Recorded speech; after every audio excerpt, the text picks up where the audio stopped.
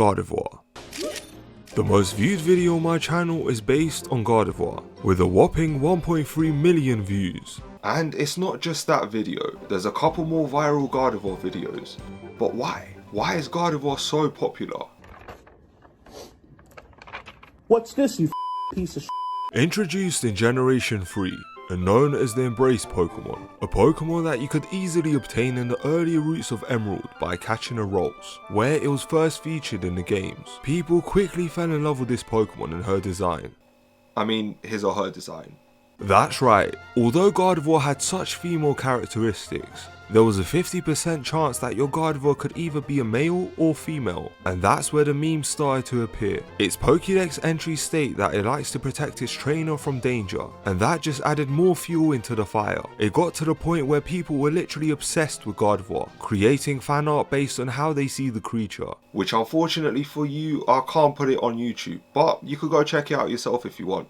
Just type in Gardevoir does Even though there were loads of jokes and memes about the Pokemon, Gardevoir was still loved by many, just because it was a great and powerful Pokemon. As a kid, I didn't know about these jokes, but I still enjoyed Gardevoir as a Pokemon. They were always in my team. Along with Alakazam, they were one of the most powerful psychic type Pokemon to exist, and they helped a lot in my playthroughs, and they even featured in many of my online competition teams, starting off in Pokemon X and Y, where Game Freak first introduced Mega Pokemon. There was quite a fair selection of Mega Pokemon available to use, and guess what? Gardevoir was one of those Pokemon. Gardevoir already had such a female-like design, and so the Pokemon company thought they would buff her up even more. Now she looks like a true goddess, thicker and...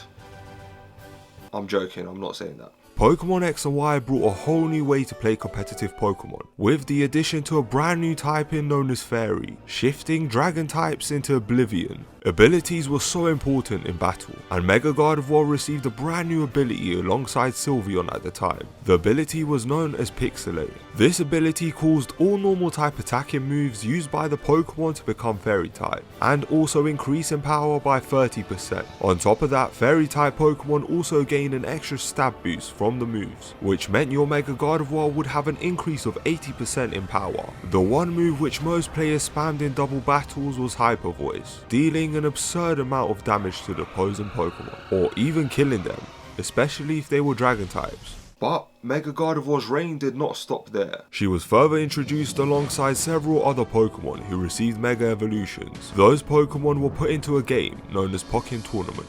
And boy did this game show off Mega Gardevoir. It literally gave her a massive spot in the limelight. The animations were ridiculously good, and not to mention the sound effects were just as good too.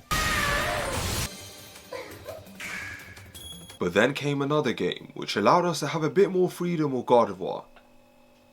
And that actually sounds so bad. By freedom I meant interacting with, but that sounds even worse. Anyways, you know what I'm trying to get at here. Gardevoir had her own areas in the game, where the majority of what you can do was revolved around her, and players loved that, hence why that's my most viewed video. It makes sense.